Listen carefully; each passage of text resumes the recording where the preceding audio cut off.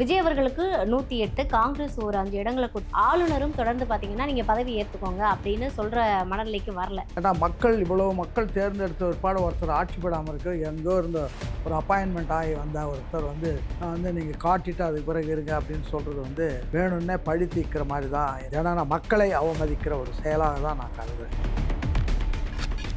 இதை தமிழ் மக்கள் கூர்ந்து கவனிச்சுக்கிட்டு இருக்காங்க. ஏன்டா அவங்களுடைய மனதுக்கு ஏற்ற மாதிரி ஒருத்தர் வந்திருக்காரு, அவரை போட்டு இவங்க எல்லாரும் சேர்ந்து நசுக்கிறது, கார்னர் பண்ணுறதுன்னு பார்க்குற போது இன்னும் தமிழ் மக்கள் மத்தியில் இன்னும் வேகம் வரும். வேகம் சப்போஸ் ஒரு வேளை ஒன்றும் முடியாமல் ஆட்சியை கலைச்சிட்டு திரும்ப நடத்தினா குறைஞ்சது 200 சீட்டு வருவார். இதுதான் இன்னைக்கு உள்ள நிலைமை. காங்கிரஸ் அவங்க தாவேக்காவுக்கு ஆதரவு தருவோம்னு கூட்டணி அமைச்சிட்டாங்க. விசிகாவும் கம்யூனிஸ்டும் ஏன் ஆதரவு தருவதற்கு இவ்வளவு தாங்கி நிற்கிறாங்க? காங்கிரஸ் கட்சி முதல்லேருந்து தப்பு பண்ணிச்சு.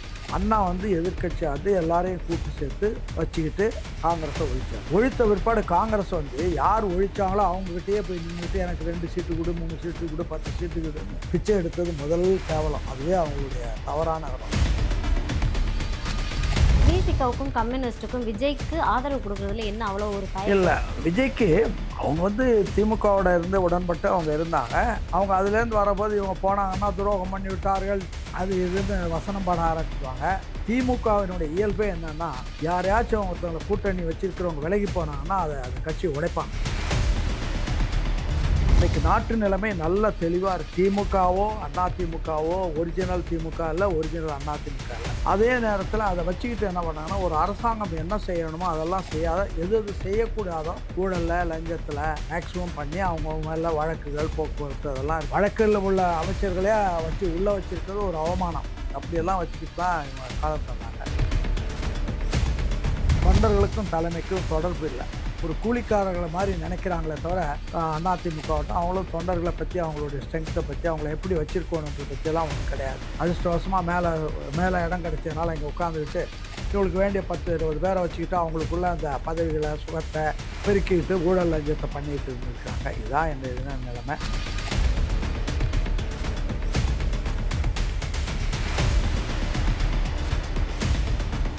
ஐயா வணக்கம். வணக்கம். எப்படி ஐயா இருக்கீங்க? நல்லா இருக்கேன். சூப்பர் ஐயா, சூப்பர். நீங்கள் பல்வேறு அரசியல் களத்தை பார்த்துருப்பீங்க, பல்வேறு தேர்தல் முடிவுகளை பார்த்துருப்பீங்க.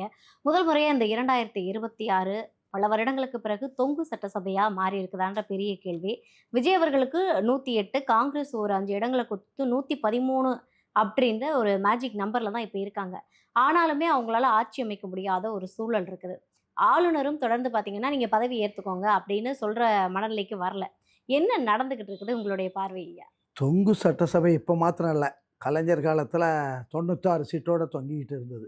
இதாச்சும் 108ல் தொங்குது. அது 96லேயே தொங்குச்சு. அதனால் தொங்கு சட்டசபை இல்லை. பொதுவாக கவர்னர்களுக்கு இவ்வளோ பெரிய அதிகாரம் இருக்குதுன்னு நான் நினைக்கல. கவர்னருடைய பதவியை பொறுத்தவரை அண்ணா என்ன சொல்கிறாருன்னா, ஆட்டுக்கு தாடியும் நாட்டுக்கு கவர்னரும் தேவையில்லைன்றது தான் அது ஒரு தேவை. ஏன்னா இவ்வளோ மக்கள் தேர்ந்தெடுத்த பிற்பாடு ஒருத்தர் ஆட்சி படாமல் இருக்கு. எங்கோ இருந்த ஒரு அப்பாயின்மெண்ட் ஆகி வந்த ஒருத்தர் அதை நான் ஒத்துக்க மாட்டேன் அப்படின்னு சொன்னால் அது மிகப்பெரிய ஜனநாயகத்திற்கு இருக்கிற மிகப்பெரிய அவலம். அதை எதிர்காலத்தில் அதுக்கு வேண்டிய அரசியல் சட்டங்களை அதை மாற்றி அமைக்கணும். தவிர கவர்னர்களுக்கு அவங்க ஒரு ஏஜெண்ட், டெல்லி சர்க்காருடைய ஒரு ஏஜெண்ட். அவங்களுக்கு இவ்வளோ அதிகாரம்னா அப்போ மக்கள் பெரியவர்களா, ஏஜெண்ட் பெரியாளா அப்படின்ற கேள்வி வரும். அதனால் அது தேவையில்லாத ஒன்று. இப்போ அவர் பண்ணுறது பொதுவாக என்ன பண்ணுவாங்கன்னா, இது மாதிரி நிலைமையில் இந்தியாவில் எல்லா மாநிலங்கள்லேயும் இல்லைன்னா ஈவன் டெல்லி சர்க்காரில் கூட இப்படிப்பட்ட நிலைமைகள் வந்திருக்குது. வந்தால் அமைக்க சொல்லிட்டு உங்களுடைய ஸ்ட்ரென்த்தை காட்டுங்க அப்படின்னு தான் சொல்லுவாங்க. அதுதான் ஜனநாயக பண்பு.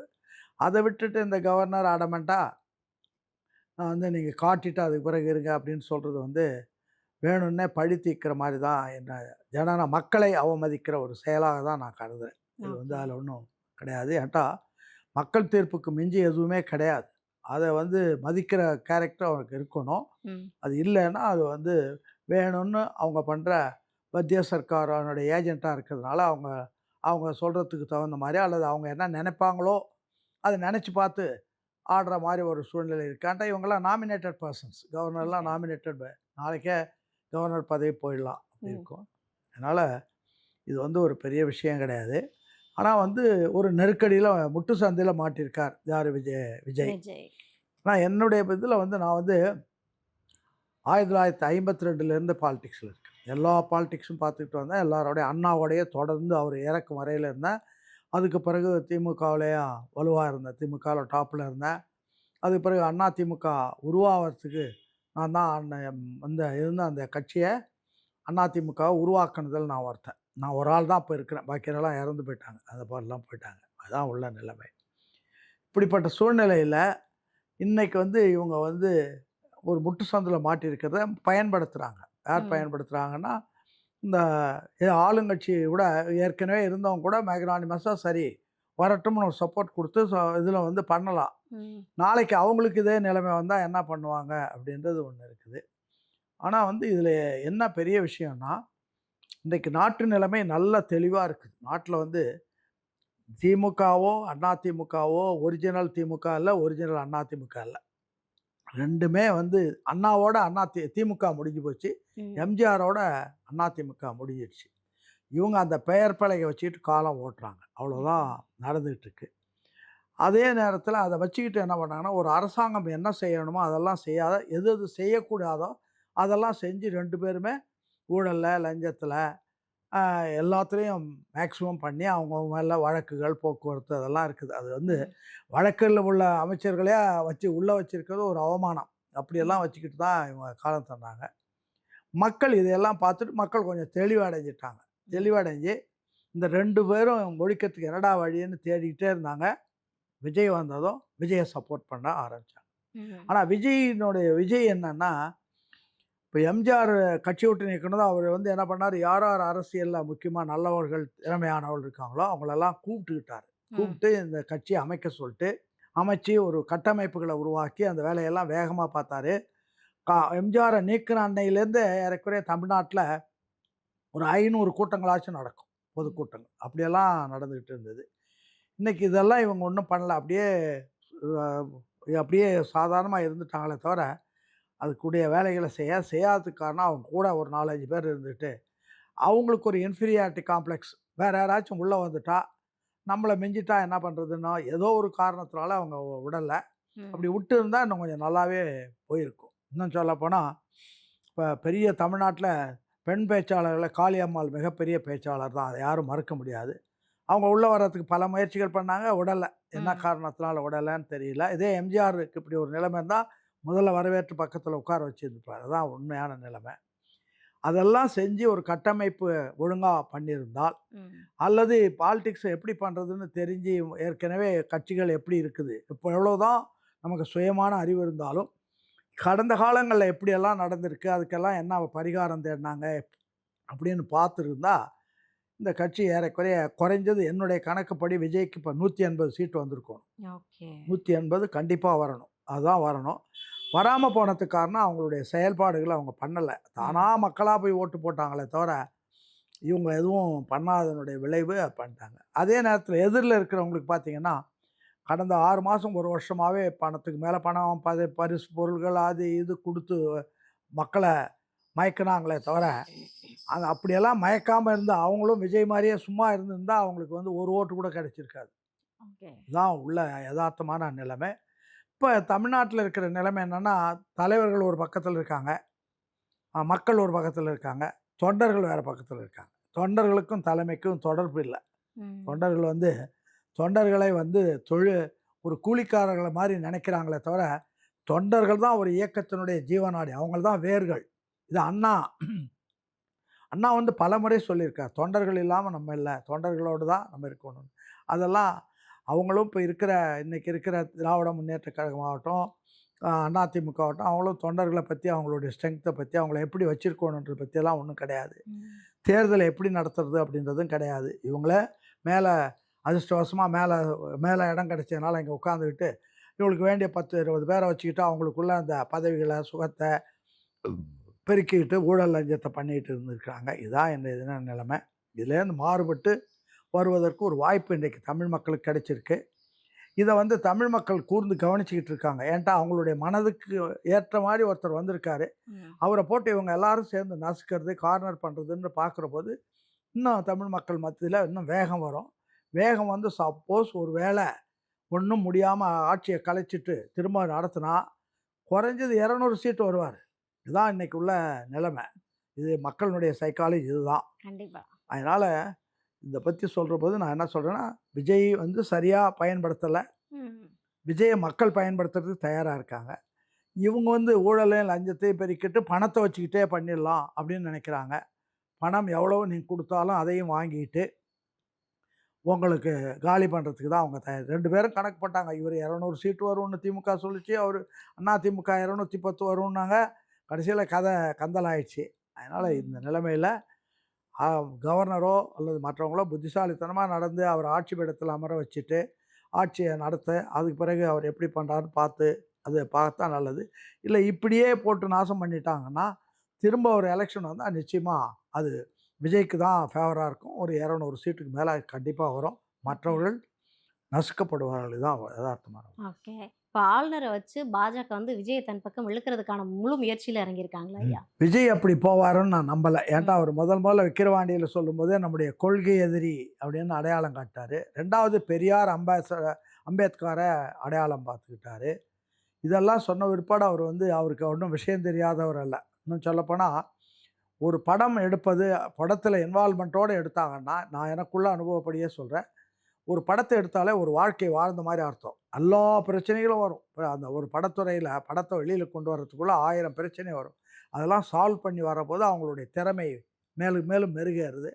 அத மாரி அவங்க வந்து இந்த எந்த துறைக்கு போனாலும் அவங்களால ஷைன் பண்ண முடியும். அதனால இதில வந்து விஜய் வந்து விஜயினுடைய காலம், எதிர்காலம் வந்து அது ஒரு பொற்காலமா தான் அமையும். நிச்சயமா வந்து அத விஜய வீழ்த்திடலான்னு இவங்க நெனைச்சாங்கன்னா, அது அப்படி நினைப்பவர்களுடைய எண்ணத்தில மண்ணு தான் விழும். இதுதான் நிலைமை. ஓகே. ஏன்டா காங்கிரஸ் வந்து அவங்க தாவேகாவுக்கு ஆதரவு தரணும்னு கூட்டணி அமைச்சுட்டாங்க. ஆமா.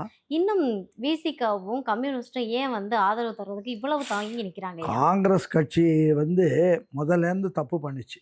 ம். இப்ப 1967ல காங்கிரஸ் ஆளுங்கட்சியா இருந்தது. ஓகே. அண்ணா வந்து எதிர்க்கட்சியா இருந்து எல்லாரையும் கூட்டு சேர்த்து வச்சுக்கிட்டு காங்கிரஸ ஒழிச்சாரு. ஒழித்த பிற்பாடு காங்கிரஸ் வந்து யார் ஒழிச்சாங்களோ அவங்ககிட்டயே போய் நின்னுட்டு எனக்கு 2 சீட்டு குடு, 3 சீட்டு குடு, 10 சீட்டு குடுன்னு பிச்சை எடுத்தது முதல் கேவலம். அதுவே அவங்களுடைய தவறான நோக்கம். நீ வந்து மக்களை சந்திச்சு, மக்கள்கிட்ட இருந்து வெற்றி மக்கள தயாரிச்சு வந்திருந்தேன்னா, இன்னைக்கு அதுவே பெரிய கட்சியா இருக்கும். அத விட்டுட்டு காங்கிரஸ்ல இப்ப இருக்கிறவங்க, மேல் தளத்தில இருக்கிறவங்க பூரா எல்லாரும் வந்து அந்த காங்கிரஸ்ன்ற பெயர வச்சுட்டு பதவி சுகத்த அனுபவிச்சுட்டு போனாங்களே தவிர, கட்சி வளர்க்கிற வேலை யாரும் பண்ணல. ம். ஆனா, இப்ப தான் டெல்லியில இருக்கிறவங்க முழிச்சுக்கிட்டாங்க. ம். இவங்கெல்லாம் நம்ம கட்சிய வச்சுக்கிட்டு ஆளுக்கு ஆளு பதவியையும், பணத்தையும் சம்பாதிக்கிறவங்களா இருக்காங்க. கட்சிய கட்சியா வளர்க்கணுன்ற எண்ணம் ராகுல் காந்திக்கு வந்து, அவரு வந்து இத வந்து இந்த தடவ வந்து திமுகலேருந்து விடுபட்டு விஜய் கூட சேர்ந்து பண்ணலாம் அப்படின்னு நெனைச்சாரு. விஜய் கூட வந்திருந்தா ஒரு 40, 50 சீட் அவர் குடுத்திருப்பாரு. குறைஞ்சது 40 சீட்டு இன்னைக்கு காங்கிரஸ்ல இருக்கும். ஆனா வந்து என்ன ஆச்சுன்னா, இங்க என்ன ஒரு பெரிய சதித்திட்டம் நடந்ததுன்னா, திமுகவினுடைய இயல்பே என்னன்னா, யாரையாச்சும் ஒருத்தவங்கள கூட்டணி வச்சிருக்கிறவங்க விலகி போனாங்கன்னா, அந்த கட்சிய உடைப்பாங்க. ம். அது பார்த்தா முஸ்லீம் லீக்க உடைச்சு 2, 3 ஆக்கிட்டாங்க. இவங்களுக்கு தோதுபடலைன்றபோது உடைச்சு அதில 2 பேர பிடிச்சு, நீ முஸ்லீம் லீக்ன்னு சொல்லுன்னு சொல்லி, அவங்களுக்கு 2 சீட்டு குடுத்து, இவங்கள அடுத்தது ஒழிக்குது. இது அது.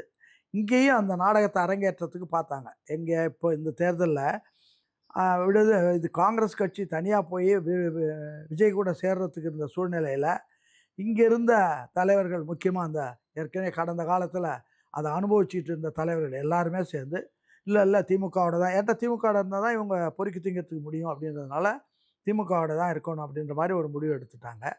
ஆனா டெல்லி வந்து அது வேணான்னு சொல்லிட்டு ஒரு முடிவு எடுத்தது. டெல்லியில இருக்க. அப்போ இவங்க என்ன பண்ணாங்க, திமுகல அந்த கட்சிய உடைக்கிறதுக்கு ரெடி பண்ணிட்டாங்க. ம். உடைக்கிறதுக்கு ரெடி பண்ணதும், அவங்க புத்திசாலித்தனமா இத உடைச்சு இன்னொரு கட்சியா போறத விட, இத்தன தடவ நடந்திருக்கு. இந்த தடவையும் விடுவோம் அப்படின்னு விட்டுட்டு தான், அவங்களுக்கு கிடைச்ச ராஜ்யசபா சீட்டையே இவங்கலாம் யாரும் எதிர்பாராத வரையில் ஒரு புதிய ஆளுக்கு குடுத்துட்டாங்க. ம். அதுக்கு என்ன சிக்னல்னா, நீங்கலாம் அயோக்கியத்தனம் பண்றீங்க. அதனால உங்கள நம்பி இருக்க தயாரில்ல. இனிமே புதிய ஆட்கள தான் நாங்க வரவேற்போன்றத சிக்னல் காட்டிட்டாங்க. இந்த தேர்தல் முடிஞ்சதும் 5 சீட்டு வந்திருக்கு. இத வச்சு திரும்ப அவங்க வேற ஃபார்முலேட் பண்ணுவாங்க. பழைய ஆட்களுக்கு இதோட அதான் அந்த பழம் தின்னு கொட்ட போட்ட ஆளுங்களுக்கெல்லாம் எதிர்காலம் காங்கிரஸ்ல இல்லன்றத இது காங்கிரஸ் இயக்கம் நிரூபிச்சிருச்சு. இப்ப வந்து நிரூபிச்சுக்கிட்டு இருக்கு. இனிமே அரசியல் கொஞ்சம் தெளிவாக நல்ல முறையில் நடக்கலாம்னு நினைக்கிறேன். ஓகே. விசிகாவுக்கும், கம்யூனிஸ்ட்டுக்கும் விஜய்க்கு ஆதரவு குடுக்குறதுல என்ன அவ்வளோ ஒரு இல்லை, தயக்கம்? விஜய்க்கு அவங்க வந்து திமுகவோட இருந்து உடன்பட்டு அவங்க இருந்தாங்க. அவங்க அதுலேருந்து வரபோது இவங்க போனாங்கன்னா துரோகம் பண்ணி விட்டார்கள், அது இதுன்னு வசனம் பாட ஆரம்பிச்சிடுவாங்க. அது தவிர அங்கேயே இருந்துட்டு இங்கே வர்றது போது அவங்களுக்கு அங்கே இருந்து அவங்க இவங்களுக்கு கமிட்மெண்ட் கிடையாது. ஆனால் ஜனநாயகத்தை காப்பாற்றணும் அப்படின்னு நினைத்தால் அவங்க ஜனநாயகத்தை காப்பதற்காக அவங்களுடைய கடமையை செய்வதற்கு இதை செஞ்சே ஆகணும். அப்போ தான் ம். ஜனநாயகம். இதே இடத்துல இப்போ இவங்க எல்லாமே பழைய ஆட்கள் இருந்தாங்கன்னு வச்சுக்கோ, கம்யூனிஸ்டில் உமாநாத் மாதிரி, கல்யாண சுந்தரம் மாதிரி, ராமமூர்த்தி மாதிரி இருந்தாங்கன்னா நிச்சயமாக சப்போர்ட் பண்ணி ஆளுங்கட்சியை உருவாக்கிட்டு, ஏன்னா கவர்னர் செய்கிற தப்பை ரெக்டிஃபை பண்ணிவிட்டு அதுக்கு பிறகு சட்டமன்றத்தில் சந்திப்போன்னு வருவாங்க. ஓகே. அந்த அளவுக்கு இவங்களுக்கெல்லாம் அவ்வளோ தூரம் அனுபவம் இல்லை, இதுவும் இல்லைன்னு தான் நான் சொல்லுவேன். அதனால் வந்து கொஞ்சமாச்சும் அதில் நியாயம் கியம்னு எதிர்பார்த்தா ஜனநாயகம் மக்களுடைய ஆதரவை பெற்றிருக்காரு. அதனால் அதை நம்ம சப்போர்ட் பண்ணி ம். இப்போ இவங்க அதை தடுத்தாங்கன்னா மக்களுக்கு விரோதமாக இருக்கிறாங்கன்னு மக்கள் முடிவு எடுத்துருவாங்க. அப்போ அது இவங்கள பாதிக்க செய்யும். ம். ம். அதனால் இவங்க எதுக்கு செய்கிறாங்கன்னு தெரியல. ஆனால் அநேகமாக யோசனை பண்ணி அவங்க மாறுறதுக்குரிய வாய்ப்பு இன்னமும் இருக்குது. யோசனை பண்ணி ஒரு ஜனநாயகத்தை காப்பதுன்னா அவங்களுக்கு ஒரு மரியாதை இருக்கும். இல்லைன்னா அதுவும் போயிடும், அவ்வளோதான்.